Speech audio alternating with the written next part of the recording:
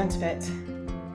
It was in a great big plastic sack lurking in our loft. I did the sewing room makeover. I thought I'd got rid of all the random bags of tiny little pieces of fabric that I had. So whilst I was looking for something else, I saw this huge sack. I found that in the bag there's some of this. Now, some of you might recognise that. I've made lots of things with this fabric, and I thought there was none left. So for the project I'm doing today, I'm quite pleased that I've actually found some of that, but more of that in a minute. So here is the pile of doom. Huge, huge. Some of it is going to the clothes bank, sorry, to the fabric bank, which is where the rest of the pile of doom went from when I did the sewing room makeover. If you haven't seen that, I'll link that video in the description. But what I've been doing over the last hour or so is sitting here. It's an absolutely swelteringly hot day today here in the northwest of the UK. I thought the warm weather was over with, but it's back. It's lovely. It's very, very humid and hot. I sat here for over an hour with a cold drink, and I've been doing that thing, which is, do you love it? Do you want it? If not, it goes. And so over here is a much smaller pile and a few other lovely things that were tucked in there, and the rest is going. So if you are embarking on a sewing room makeover, I had a radical chuck out a few months ago of stuff that I thought I should keep, and I was very ruthless and got rid of a lot of it, and I feel so much better since I have. So this has got to be dealt with.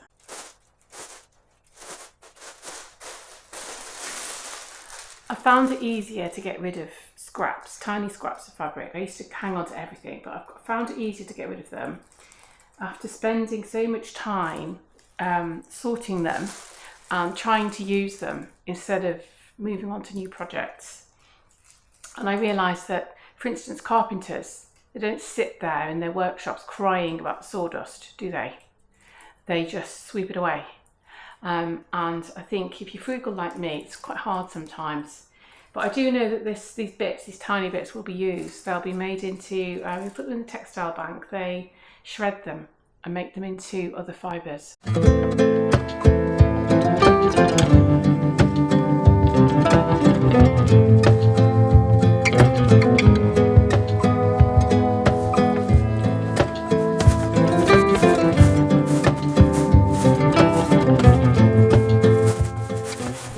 If you're struggling with something like this and you're weighed down by bags of fabric, just get them all out on the floor like this and be ruthless and say, do I love it?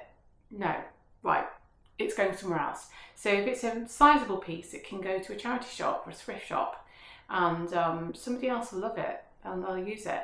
But if it's not, then you can put it into a textile bank and it can be shredded up and used for something else. And then you can move on and have a clear space to make some new projects. That's what I'm doing.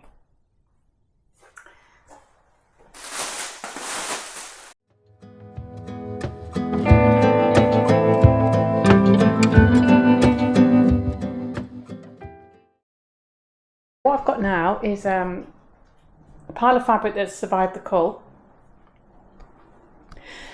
which I'm now going to have to press.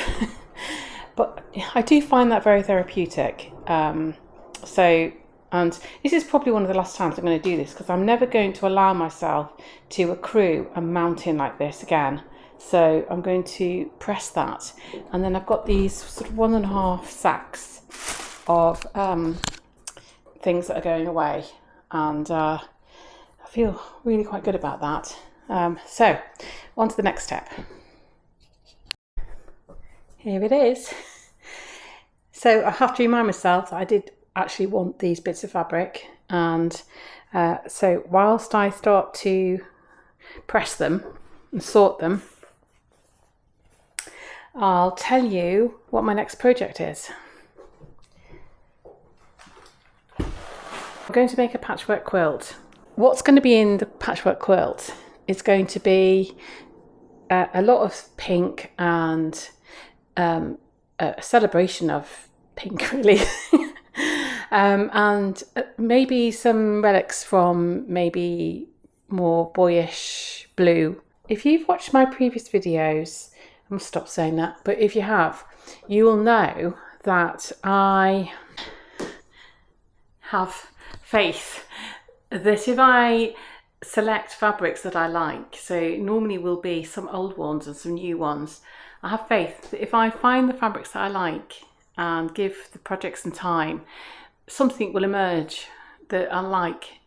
And I don't plan my quilts. I plan my quilts a bit, but I don't plan them a lot.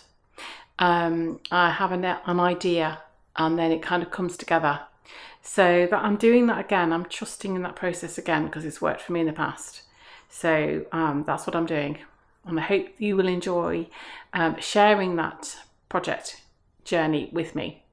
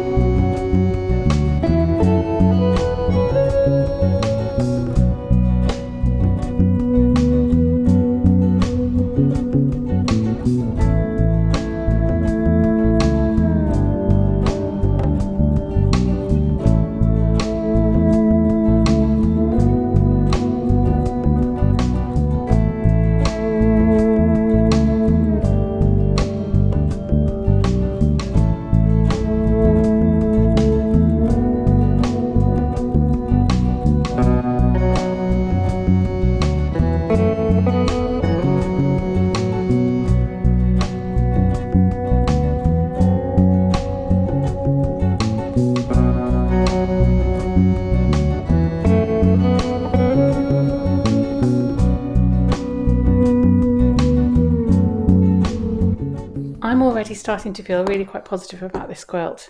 I started off thinking, have I thrown all my scraps away and is going to be anything left to make a quilt out of? And I'm already just sort of seeing something emerging here. Candy stripe here is from a Tanya Wellham collection. And that is the last bit of it. And I've made lots of table runners out of it and things like that. And that's the last bit. And I had no idea I still had some left. And just looking at how that goes with that green, that was a random sort of face mask bit. You can see from the shape, that was one side of a face mask. I'm already feeling very positive. I do trust this process implicitly. If you've got scraps, and just get them out, just keep things you love, sort them out. This is a bit of a random sorting, isn't it? I've got some Lewis and Irene fabrics here, animal theme, Jurassic theme, and I just feel it all come together, and the end result I'll like. I don't know if anyone else will like it, but they seem to. But I just trust the process, and if you find yourself in the position I'm in, where you've got all this stuff and you think, oh my god, why did I buy this, why have I got it, and do what I'm doing now. And if you've got, like, even if you've just got an hour to just press a few bits like this, which is what I've got now, I've got, a bit of time to press some fabric, do it. And but also do get rid of the stuff you don't love as well. You might have loved it once, but if you don't love it anymore, it's quite important that you let it go. I thought I'd never get to the bottom of that. I'm nearly there.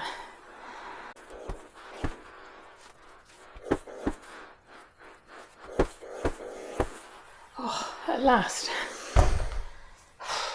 It's steamy, hot, and it's far from perfect, but Loosely, I've got some vintage stuff here, plains, checks, stripes, spots, that there, and I've got colours, pinks, blues here, and it's so much better than the palo rags we had before, and I'm feeling confident that I can now move on to the next stage of the quilt.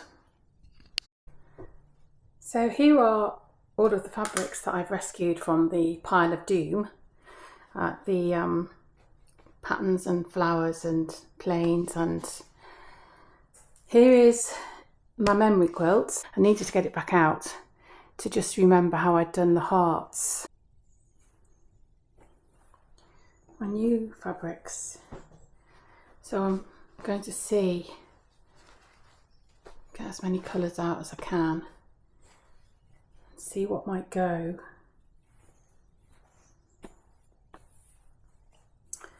With what I've got already. That's quite nice, isn't it? I might use all of that in it.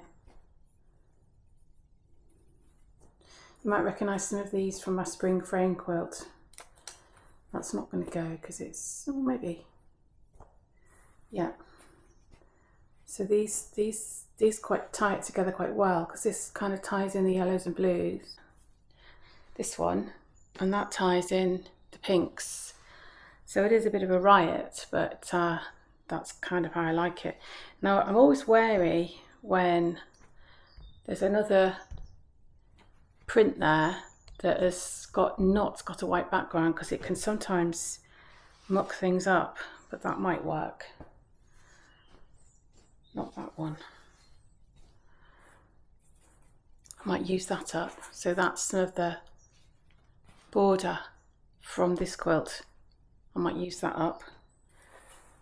If you remember me making it, I did keep all the bits because I thought they might do for another quilt, and here we are, less than 6 months later, possibly using them up. So out of all of this pile of fabric, I've selected these two favourite fabrics, and I've decided that I'm going to use these as the recurring theme throughout my quilt. And I find that if you've got a scrappy quilt like this, and I believe that's what they're called, that it helps if you do have something to tie it all together. Another thing that will be tying it together will be the sashing that I'll be using in between the blocks. I'm going to have blocks with sashing around, and that I've got quite a lot of white and cream to use up. And that's how I made this quilt. I didn't really design it to start with. If you watch the video, it was a process that evolved. One thing I will be using is I've got a 9.5 inch square, quilting square, and I used that for this one, and because I was using up scraps and some of the squares didn't quite make it to that size, I just added more sashing to make it up to the size, and I find that it's a good way to make a scrappy quilt, because it means you can use all your bits and then use white or cream to make up the difference and get to the size you want. So that's the extent to which I plan my quilts. So this is not so much a how-to, it's a me showing you how I make quilts. I don't want to use the word design, because that makes it sound as though you sketch it out on paper beforehand, and I never do that. The extent of my designing for this one has been to think about what size I want it. And I've always tended to make square quilts, even if, regardless of the size of bed it's for. So for instance, if it was for a twin bed, a single bed we call that in the UK, I think in America you call that a twin bed. It's all like a square quilt. I think it's because that's the one when I very first made a quilt, I just made a square. I didn't know what else to do. I was thinking, I had a rug in my mind, and like a picnic rug size. And in fact, if you do make a quilt that size, regardless of what it's for, it's very usable in different situations. So for instance, that very first quilt I ever made got used as a play mat for my daughter. I can picture it on the lawn with her on it with all her toys. And then it was put in a double bed, and it went in the middle of a double bed. I think you call that a queen bed in America. So like a double bed. then it would go on a single bed, but then it would go over the edge. And so I find it quite useful to have them to be able to be used for different uses like that. So based on that, but because this is specifically for a baby, I've decided, so the UK cot size, i.e. for like a 1-year-old, not a crib size, is very roughly 27 inches by 52 inches. So if I were to make that one square, it would be 52 inches by 52 inches. And very roughly, that is 6 by 6 of these 9.5 inch quilting squares. So if I base it on that, then I'm going to have, a bit like with the other quilt, these chosen fabrics are going to be in the middle, taking up maybe, the centre portion like this. And then my scrappy bits go around the edge. So that's as far as the designing is gone so far. I do it like this because I very rarely cut up yardage like this. It's a conscious decision in this case because it's a specific quilt, and I do want to invest something in it. It's not just using up all leftovers. But I know this doesn't work for everybody, and not everybody will agree with me, but I only really make quilts with leftovers because certainly the tradition, I think all over the place, the tradition for quilting came from not wanting to waste fabric and wanting to use up every bit you had. And that's why I think, correct me if I'm wrong, that's why there's such a variety of interesting quilts. I think I did quickly show you last time the UK patchwork and quilting book with the coverlet that was from the 18th century that had these fans in the corner, which was the inspiration for these fans. I mean, my quilt's not as good as theirs, but that's how you get such an interest. And that, I think because in olden days the colours weren't as vibrant as this. They didn't have the dyes, so they made the interest in the quilts by inventive use of the different colours. This is my opinion. Not everybody would agree. So I personally would never buy yards and meters of fabric simply to cut them up to make a quilt. I've sort of done that with this 1/2 metre here, 1/2 yard, but the rest is going to be using up these ones. So I'm going to start by cutting these up to make these the centre of my squares, my blocks.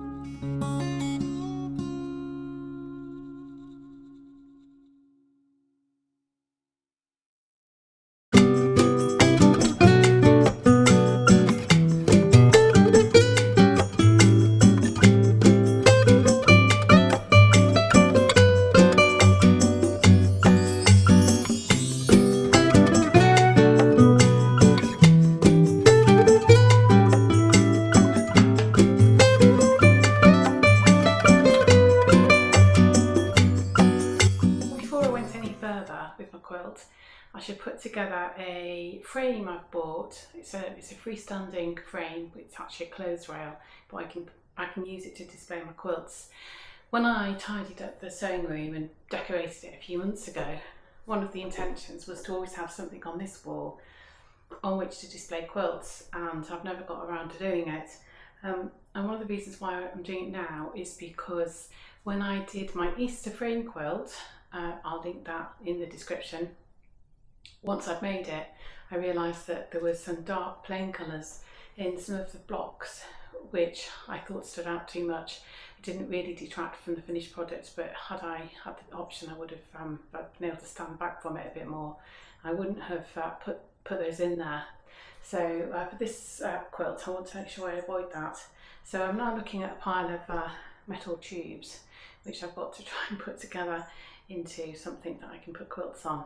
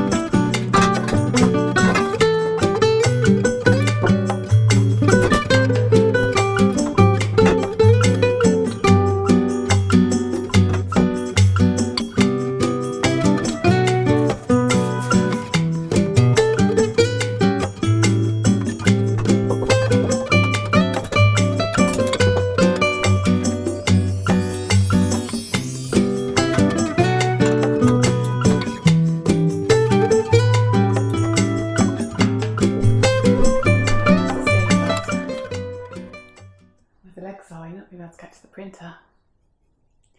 This might be something that I'll have to put up and take down. Didn't think this through very well. Oh dear. Be unworkable, and it's fairly easy to take apart. Fairly easy because it slots together, but I'm not going to be able to keep doing it all the time. I should have got something different.